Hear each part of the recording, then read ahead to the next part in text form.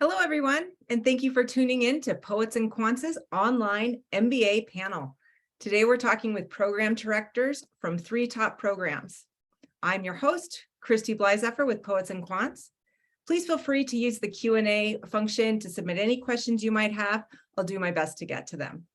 I want to welcome all of our guests today, and thank you very much for taking the time. Well, let's dive right in. Tracy, we'll start with you. Would you just introduce yourself, your school, and telling us more about your mission, vision, and reputation? Great, thank you. Hi, so yes, I am Tracy Hess. I'm the Associate Dean for our graduate programs, graduate business programs in the Isenberg School of Management. And we are part of the flagship campus for the state of Massachusetts, UMASS Amherst. And as far as our mission and values, we do aim to make an impact on research, teaching, and practice of management, and to prepare all of our students, right, for a rapidly changing business environment with high quality educational programs. Our online MBA program, it's ACSB accredited, and we've been offering this program for over 20 years. We're really a leader in our online graduate education. We strongly believe that our on-campus and our online programs are aligned. The curriculum is the same. The faculty who teach in the programs are the same. And because of that, we've had a good deal of time to practice our offerings. We have great faculty, and we deliver our online program to some really outstanding business professionals. And Matthew. Sure. Good afternoon or good morning for those of us joining in on the West Coast. My name is Matt Foster. I'm the Director of Online MBA Programs at the D'Amore-McKim School of Business at Northeastern University. I think of particular note I'd like to share that we are celebrating our 100-year anniversary at the D'Amore-McKim School of Business. It was a different name back then, College of Business Administration. We began offering our first MBA in 1951. I'll say that if anyone has researched Northeastern, I think you know that our reputation is really built on experience-powered learning, and it's indeed a fundamental aspect of our DNA and permeates through all of our programs. It's a pleasure to be here today. Thank you so much. Paul. Yes, welcome. Good to see hear potentially from everyone. My name is Paul Carlisle. I'm a faculty member here at the Questrom School of Business. My research area is open innovation. And then a few years ago, I was put in charge of creating an online program. So my current title is Senior Associate Dean for Online Learning. And so we launched our online MBA 2 years ago. We'll get into more of those details, but a newer entrant here amongst the group. Our core mission for Questrom is to creating value for the world, a very short thing. And I'll just maybe put a plug in for our first module. We start with the conversation of how do you create and capture value for society and business. So it's something we both take seriously as a school, whether research or teaching, but also what we take quite seriously in our online MBA program. So thank you. Thanks, all of you. So we're going to just dive right into a little bit more particulars about those online programs that we're talking about today. Matthew, we'll start with you for this one. So, just tell us a little bit more about the online MBA, how long it's been around, how long it generally takes, credits, those kinds of things. Certainly. Thanks for that. The Online MBA at Northeastern was established in 2006. And at the time, we were just the second fully online AACSB accredited MBA in the country. And we're proud to reflect on the thousands of graduates from across the globe that we have met and have had during that time. 2 years ago, we made the strategic decision to completely redesign and did indeed really reimagine the Online MBA from the ground up. In fact, just 2 weeks ago, we welcomed our first class of students via a soft launch to our reimagined MBA. Great. Paul. Yes. We have not had an online MBA program until we launched in August of 2020.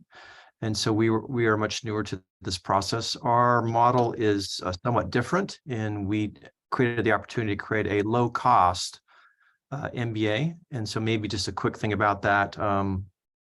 as the designer of the program, I'll just tell you quickly how I went about it. Was I study open innovation. And so the question is to recognize that adult learners are as much experts in many things in business as our faculty.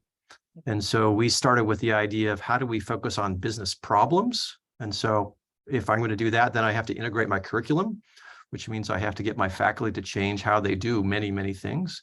So business problem focus, an integrated curriculum, and then which then allows us to really advance the peer-to-peer learning. So our classes have 500 people in them.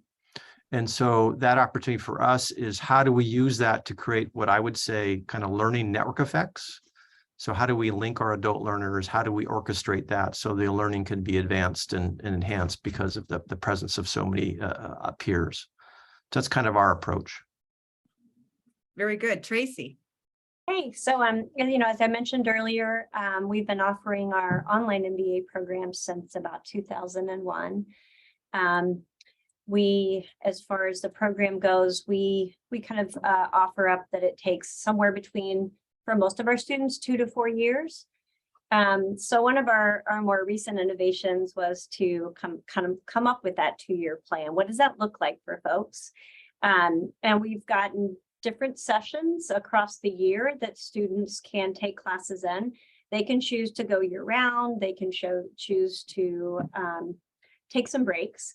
But again, most of our students do finish in 2 to 4 years going part-time because 99% of them come in with a full-time job. So they have a few other things going on besides our program. Thank you so much. Paul, we're going to go to you now for the next question. Can you talk about the level of flexibility offered in pacing, class selection, required courses versus mandatory, asynchronous versus synchronous? Okay, yeah. So one thing we've done is we've streamlined the process. So in some ways, we only have 6 modules to take. Those can be finished in 2 years. And our first graduating class finished in August. And so 82% of those finished in 2 years. We're having another graduating class in December. And the graduation rate would be for that total original cohort would be up to 90%. So people are getting through pretty quickly. Again, our decision to go to only 6 modules around business problems, integrated curriculum, is to basically allow a very streamlined approach to what they have to do. So all classes are required. We've done a lot of research about 3 years ago to identify, because typically we think about core curriculum and elective curriculum. We chose to basically say, how do we bring those all together wherever they need to be around the business problem? And so in some ways that kind of defines again, that fairly straightforward journey. You can have available 6 years. That's kind of a BU policy to finish a degree program. So there's that significant, flexibility on that end. Absolutely. And Tracy. Great. So as I was kind of mentioning with the last question, we do have a lot of flexibility in pacing for our students. I mentioned 2 to 4 years. The average is about 3. And so what that means is students can take courses during, say, a regular length semester, like 12 weeks, fall and spring, but we also have a 6-week winter session. We have 2 6-week sessions in the summer. And so students can really accomplish quite a bit through those different sessions, different lengths of sessions. And that's something we implemented about 2 years ago. It's been pretty wildly popular. The students were really quick to adapt and make the most of the coursework and tried some things we hadn't even thought about as far as getting more courses completed, say in the summer. Our coursework ranges in, say, 37 to 39 credits for kind of our foundation MBA. And so that provides some elective work, but primarily the core classes. So if someone is really interested in getting through quickly, they can choose that option. If they want to go with the focus area and have 9 credits of electives, they could choose that option. So we do have a range of 37 to 45 credits and flexibility in what the students pursue. From an asynchronous or synchronous perspective, our program can be completed totally online. But all of our faculty also offer some live online sessions, whether that's office hours, whether that's an occasional class that is available. And our students can also choose to enroll in one of our hybrid classes. So they could actually take a class, say, in Boston, even on our own campus in Amherst here, and they could have 5 in-person meetings with the rest of the class online. Those are completely optional, but it does give our students a way to take advantage of synchronous, asynchronous, and so forth. Yeah. And Matt.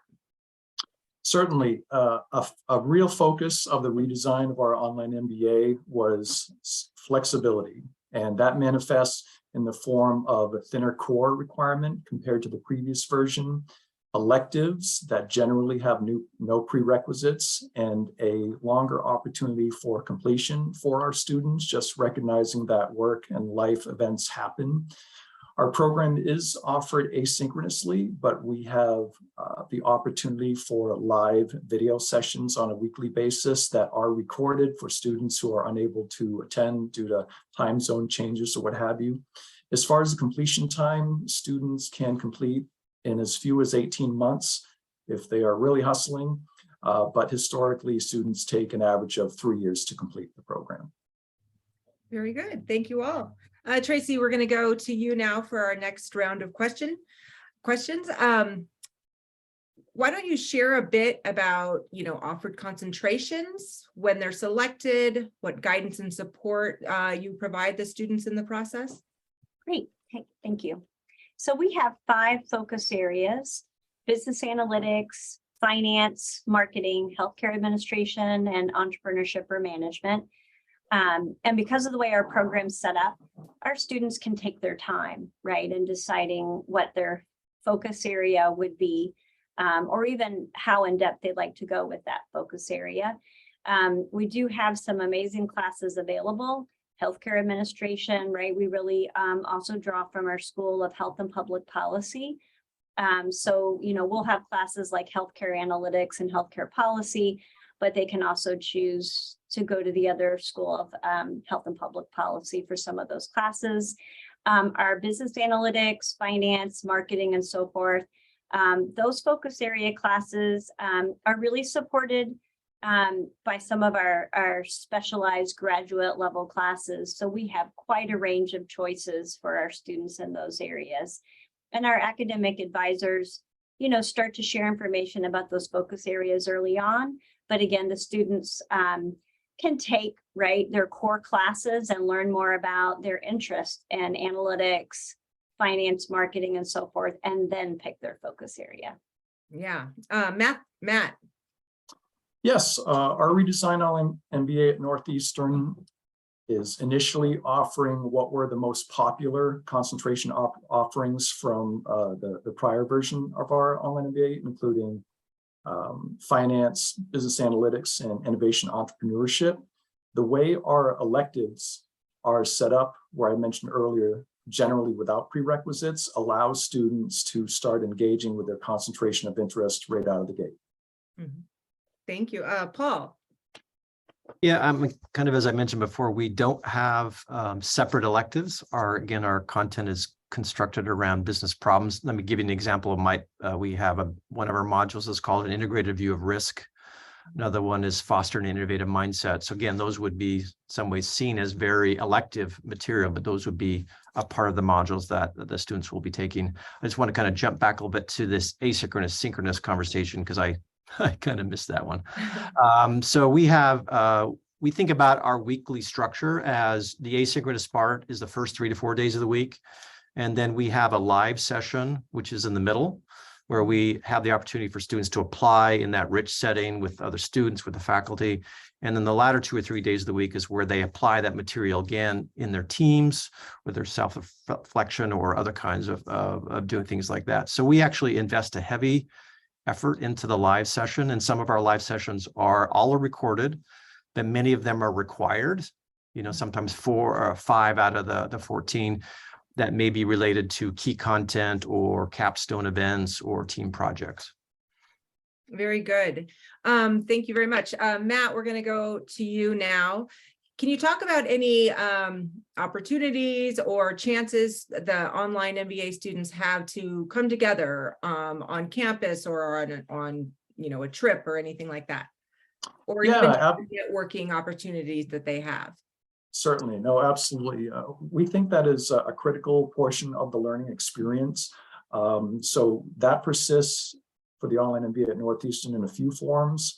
Among those is what we call a 5-day campus residency course. And students remark that it's among the best experiences in our Online MBA.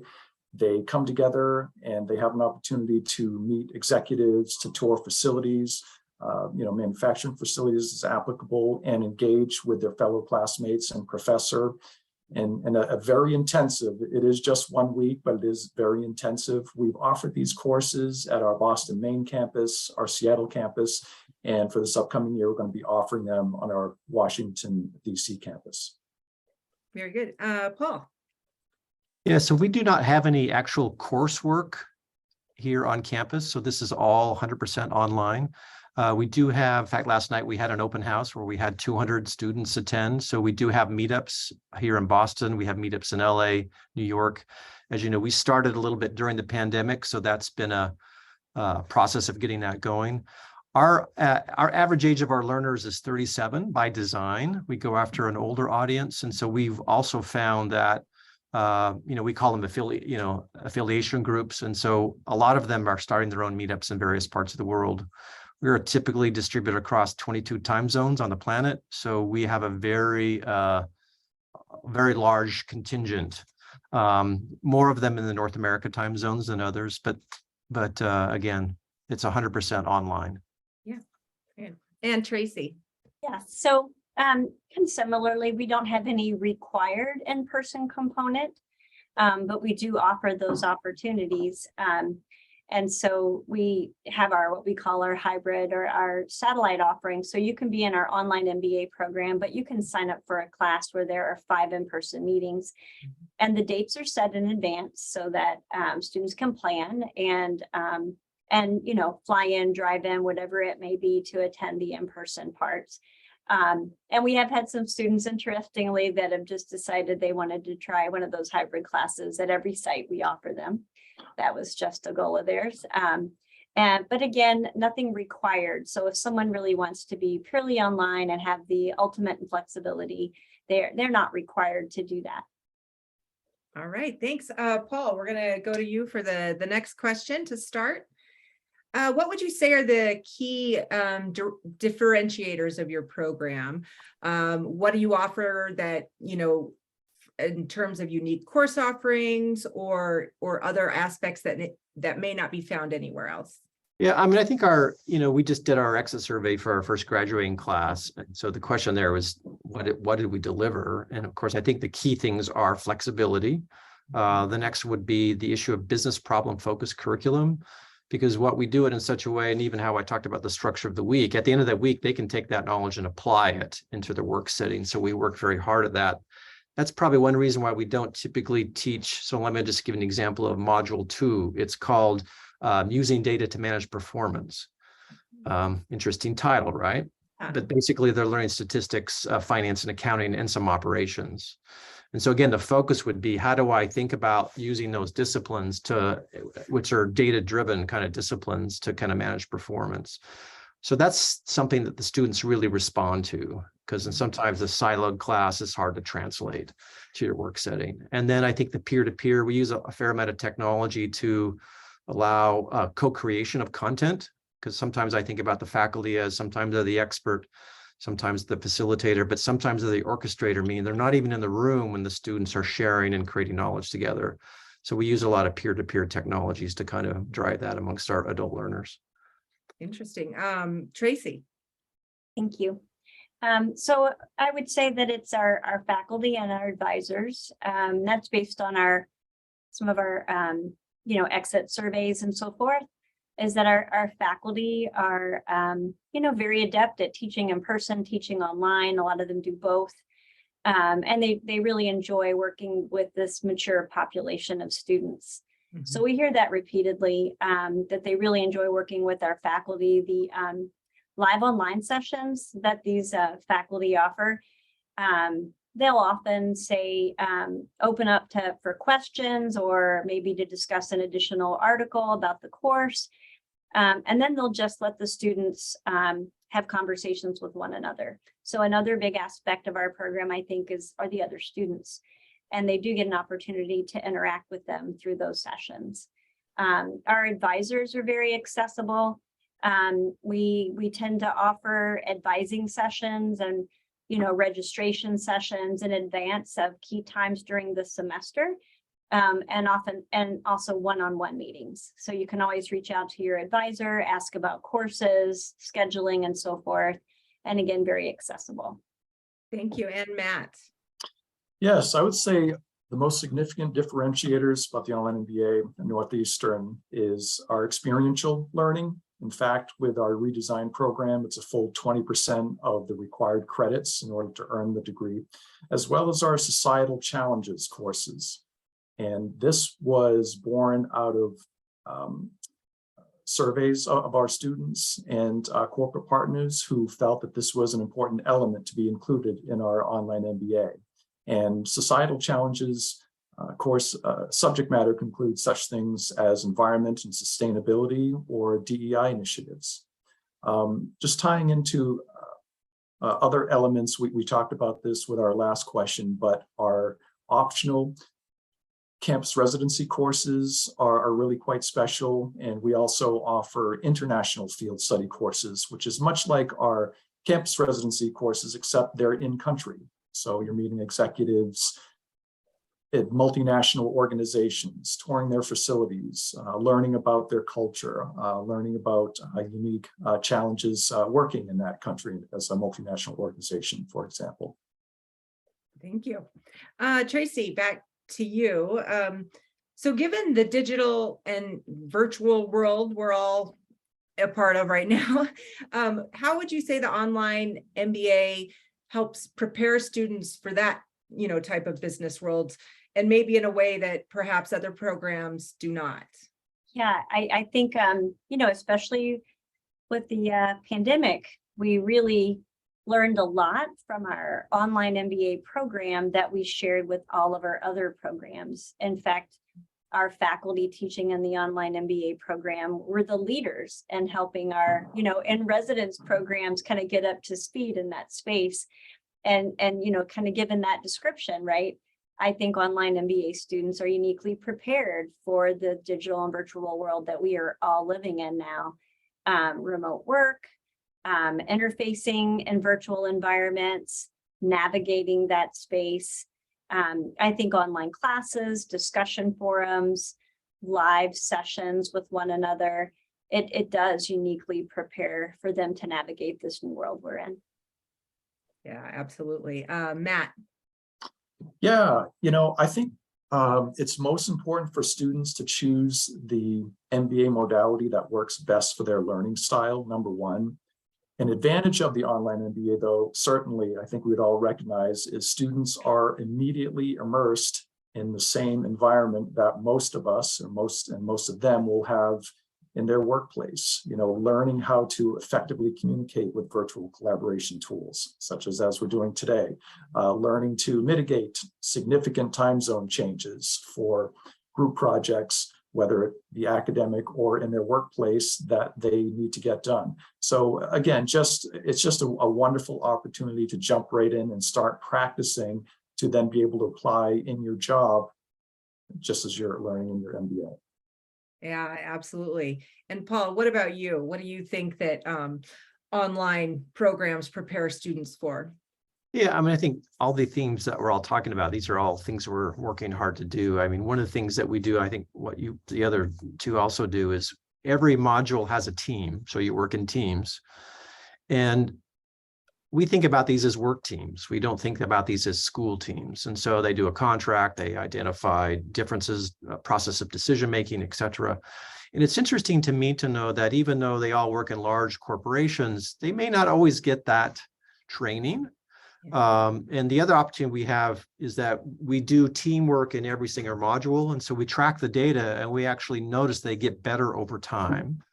And then we hear the testimonials of them talking about, I'm taking this back to my workplace, because they may not necessarily be given a lot of guidance. And so, I mean, that's kind of our purpose as educators, right, is to offer them things they can hopefully use in their workplace. So I think that's a real advantage of any online program that takes this seriously. Yeah, absolutely.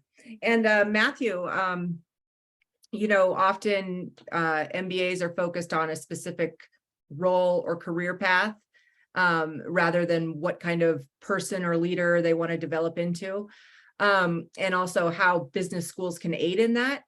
What advice do you have for students on that kind of leadership journey? Sure, and that is such a great question. You know, reflecting back on when I began my master's degree when I was in my 30s, I was not concerned about, you know, self-realization and how I was going to develop. You know, I had a very specific and measurable focus of earning this degree so I could get the promotion, so I could make a career change, et cetera. And I think it's just important to recognize that, of course, that will be the catalyst for the action to engage in our programs, right? I would say my advice to students, I'm going to borrow a quote from John Lennon. And for the young folks who don't know who he is, do Google, he's a pretty successful guy. He said, life is what happens while you're busy making other plans. And I think that applies with your academic journey as well. You are going to be exposed in the context of this online MBA to intellectual capital that you probably have never experienced before in your life. And my advice is just to take advantage of that, learn how different, you know, your fellow classmates in different cultures, for example, communicate, learn how they address business challenges and group projects in the context of group projects, excuse me, and just really try to absorb that. I think you'll find that the more you can expand your horizon with how things are done, perhaps that'll give you ideas to apply new ways of doing things, new ways of communicating things with team members, I think yielding better results than if you just, you know, proceeded with the only way that you've learned up until that point. So take advantage of it, soak it in. That's great advice. Paul, how about you? Yeah, I think, you know, right now in the world and even business education, there's a lot of pressure to specialize. Mm-hmm. And sometimes I call it the alluvial fan of specialization. And it may in some ways have something to do with our students' age. And I'm not aware of the ages of the other two people on the panel, but I think a lot of them come maybe from a specialization. They may come from law, medicine, science, analytics, project management. And what we're finding is, I sometimes use the analogy of kind of spokes to the hub. So they're coming from these different specialties. And unlike younger MBAs, they really want, and I refer to it then the hub, they want to come to this hub and they want to learn how to integrate things. They want to kind of think about trade-offs. They want to learn how to get along, you know, kind of like Matt was saying, other people, other styles. And in some ways, I think our programs try to create a safe space for that to do, because I think they're kind of, they may be technical managers, but they're trying to be leaders. And I think sometimes they need a safe space to try that on.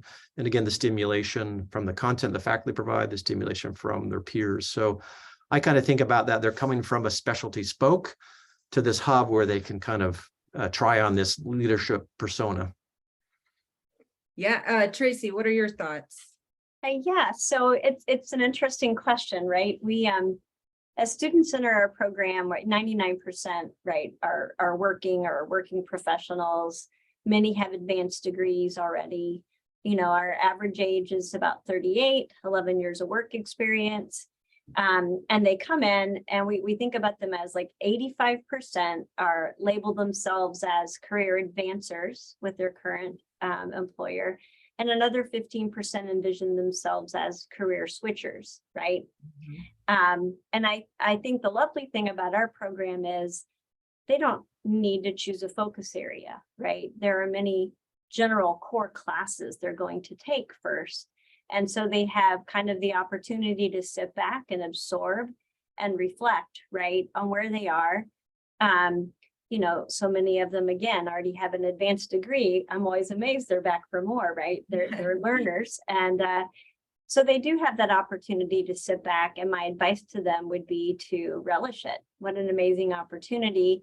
And to learn from the faculty and their peers. and enjoy the journey, because so many of us, right?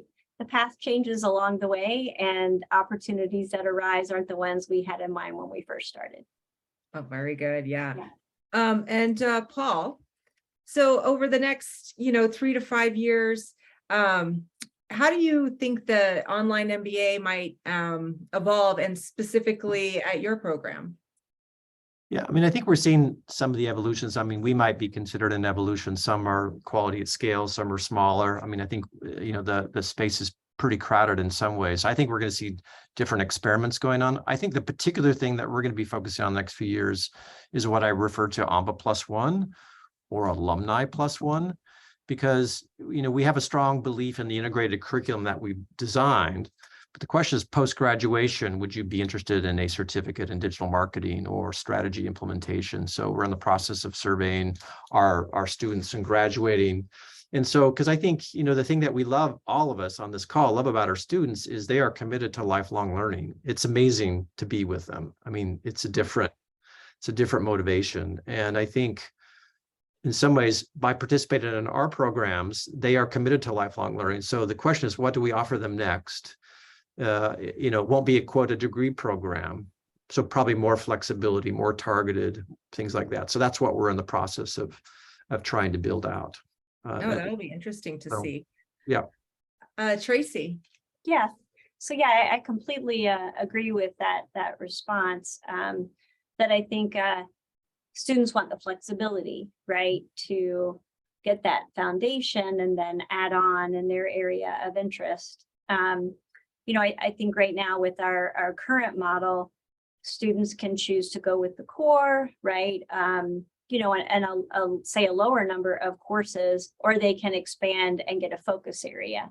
And so that's kind of the first step. And what we see is students start off thinking they're not going to do the focus area, and they have such a great experience that they add on the focus area, right? Which is quite easy to do.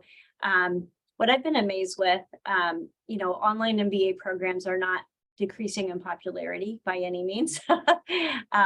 And we recently added a dual degree online, an MBA and an MSBA.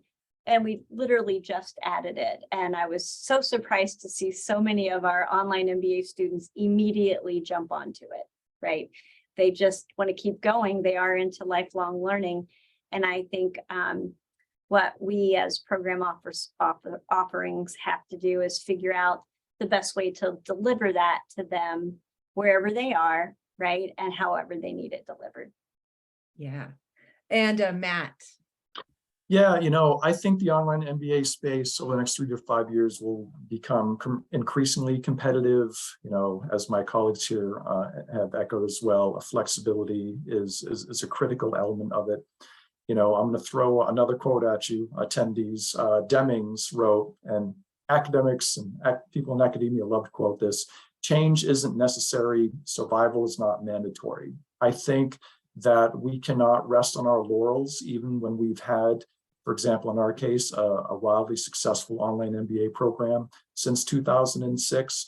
And at Northeastern, we're in the midst of the most significant change in our online MBA program since its inception. And we look forward to continuing this journey with our students as we continue to roll out this new program and continue to evolve and expand our offerings, including additional concentrations. I referenced 3 earlier, but we're just going to be, we're going to have our hands full. We're going to be busy as we continue to roll out this redesigned program. Yeah. Well, we have some more time. I just want to, there's one question that occurred to me through, our reporting at Poets and Quants, and I'm interested what your feedback is. There are now more online MBA students than there are the traditional MBA students in the United States, which is an interesting development. But also that the kind of cachet of the online MBA, where it used to be maybe looked at as second tier to a traditional residential program by employers, it's not as much the case anymore. What do your employers say about your students? Tracy, let's start with you. Yeah. We have a large number of partnerships with organizations. And we've had these partnership offerings in place for some time where, we work with an employer. They know what we offer. They know the value of our curriculum. They know our faculty. And so it's more of a pathway for their employees.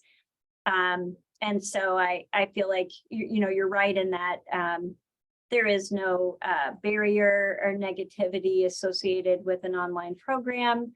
And I think a lot of schools learned how to offer that, well, during the pandemic. So, it is a little bit of a crowded space, but I think for those institutions that are in the space and have developed relationships, we just continue to support existing employers or our existing partners and provide not only just the online MBA to their employees, but also our other offerings online so that we're accessible and provide lifelong learning for them. Yeah. Any thoughts on that, Matt? Yeah, it's interesting. I've been in academia myself for 20 years with online learning, as a matter of fact. And I too remember the early days when there was a different cachet, there was a stigma associated with online. And that is just out the window, I think, in my experience. Interestingly, I'll say with our program, historically, only 30% of our students are within any sort of remote driving range to campus. So our students are very much, spread all over the place. And at the last check, 7 different countries, and our employers, our employer partners, which we have extensive collaborations with, echo the same. As I mentioned in an earlier response, online learning, how different is that now from what our jobs are, when we're working in the corporate sector? It is just so similar that concern and that stigma just really no longer applies. And our partners appreciate the way that we are approaching learning and the way that we are continuing to adapt our programs, and we respond to their feedback, right? Certainly, I think the most successful changes can come when you're seeking the guidance of employers that your students want to work for, and we take care to do that. Yeah. And what do you think, Paul? I think, maybe I'll throw the faculty under the bus here because I'm a faculty member. I think there was more stigma from the academy. I think, and I think particularly, the 3 schools who represent here, we're making efforts to provide a very quality online. And I think as our faculty participate in both residential and now online, I think they see its unique capabilities. You can do things online that you can't do in a face-to-face classroom. You can create opportunities for learning that you couldn't create. So I think they're learning that it's different and in some ways better. And then they start to take those practices back to their face-to-face classroom. Because I think one thing we would all argue here is that we have to be very deliberate with our learning journeys with online education, and particularly with adult learners, because they don't want to waste time. Right. It needs to be a deliberate thing. So I think that's why the stigma is going away, because I think the faculty are now understanding it. I think the other thing is I just was at the open house last night is we can all tell stories about this, right? Whether you're a career advancer, but now I have this language, I can talk the general business language. So I'm getting this promotion. I'm in the part of the company I want to be in now. And I think if I was an employer and I saw somebody, 38 years old who was taking the time to do this and was investing in learning this new language, these are high quality people. And that's the one thing, anytime I get faculty or partners, they see the quality and the motivation of these people. So that's really the gold here is these motivated students. Yeah, absolutely. Well, thank you all very much for your time. Let's just close out by giving you each an opportunity to tell students where they can learn more about your programs in schools, or even you directly. Go ahead, Matt. Sure. Just number one, it's been a pleasure chatting with my colleagues in the Massachusetts area.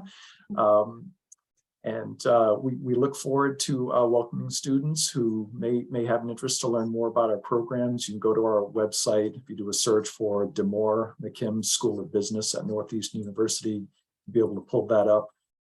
As I mentioned several times, we are quite literally in the midst of the most significant changes since the inception of our program. And we invite you to explore that journey with us. I think it'll be a very positive experience. Thank you so much, Paul. Yeah, I encourage you to do the same. You can see the spelling of Questrom there on the thing. Put that in your search at Boston University to kind of find your way and then check out our program. All of our programs have similarities. Some of our programs also have differences, and we're excited to have you a part of our peer learning. I mean, one thing I want to kind of say too, there's pressures in this online world to do self-paced, stackables, all that kind of stuff. And what I think you're hearing from my colleagues here is this commitment to a learning community. And so I would just encourage people as they look at different programs, they look to a place where there's a learning community. Because I think an MBA is a challenging skill set to develop, and a learning community is a great place to be able to do that. So I would encourage just to use that as you look for other programs. Here we have all great learning communities amongst the three of us. So use that. And Tracy. Great. So yeah, I added our email address in there, grad@isenberg.umass.edu by my name there. So that's really the best way to reach us. And we have graduate education specialists that are happy to talk with you about our programs, all of them on our online MBA and specifically. I would just second what everyone has said is that really what you have here are 3 strong programs, great graduate education communities. And I would, look for the opportunity that fits best with your needs and your mode of learning.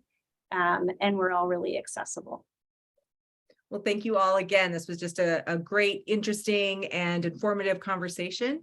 And to all our viewers out there, please check out the schools that we featured today. There's a lot of information at Poets and Quants about the different online programs out there, so check that out as well. And as always, keep learning. Thank you.